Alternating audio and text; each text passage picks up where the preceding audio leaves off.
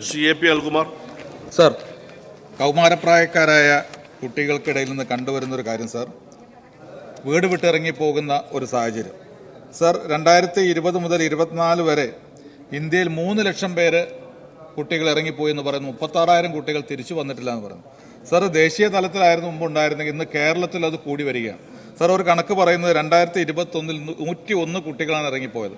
2022 അത് 114 2023 അത് 124 സെപ്റ്റംബർ വരെ ഈ വർഷം 66 എന്നാണ് സർ പറയുന്നത്. സർ, ഇത് വളരെ വലിയ രീതിയിൽ ഇന്നുണ്ടായിക്കൊണ്ടിരിക്കുകയാണ്. ഒരു കുട്ടികൾക്കിടയിൽ ഇതൊരു പകർച്ചവ്യാധിയെ പോലെ വരുന്നു. എന്തുകൊണ്ടാണ് സാർ ഇങ്ങനെ കുട്ടികൾ ഇറങ്ങിപ്പോകുന്നത്? ഏത് സാഹചര്യമാണ് ഇത്തരം ഒരു സാഹചര്യത്തിലേക്ക് അവരെ നയിക്കുന്നത്? ഇത്തരം കാര്യങ്ങളൊക്കെ ഒരു പഠനം ആവശ്യമാണ്. നമുക്ക് കഴിഞ്ഞ ദിവസമാണ് താന്നൂരിൽ 2 കുട്ടികൾ പോയി ബോംബെയിൽ വെച്ച് അവരെ പിടിച്ചു കൊണ്ടുവരുന്ന സാഹചര്യമുണ്ടായത്. സാർ, അത് ഇത്തരത്തിലുള്ള പ്രയാസങ്ങൾ എന്തുകൊണ്ട് കുട്ടികൾ അനുഭവിക്കുന്നു, ഏത് രീതിയിലാണ് അവരെ കൈകാര്യം ചെയ്യേണ്ടതെന്ന് ഗവൺമെന്റ് പ്രത്യേകം പരിശോധിക്കണമെന്ന് ഞാൻ ഈ സബ്മിഷനിലൂടെ അഭ്യർത്ഥിക്കുന്നു. ബഹുമാനപ്പെട്ട ആരോഗ്യ വനിതാ ശിശു വികസന മന്ത്രിക്ക് വേണ്ടി ബഹുമാനപ്പെട്ട പട്ടികജാതി പട്ടികർക്ക് പിന്നോക്ക മന്ത്രി. സാർ, ഇത്തരം കാര്യങ്ങൾ ശ്രദ്ധയിൽപ്പെട്ടിരുന്നു.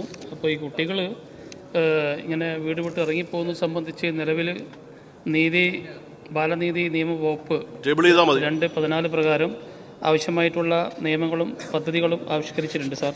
അതുപോലെ തന്നെ റെയിൽവേ സ്റ്റേഷനുകളിലും 24 മണിക്കൂർ പ്രവർത്തിക്കുന്ന സ്ഥാപനങ്ങൾ നിലവിലുണ്ട്. ആ കാര്യങ്ങളൊക്കെ തന്നെ വിശദമായി ഈ റിപ്പോർട്ടിലുണ്ട്. ഇത് മേശപ്പുറത്ത് വെക്കുകയാണ്.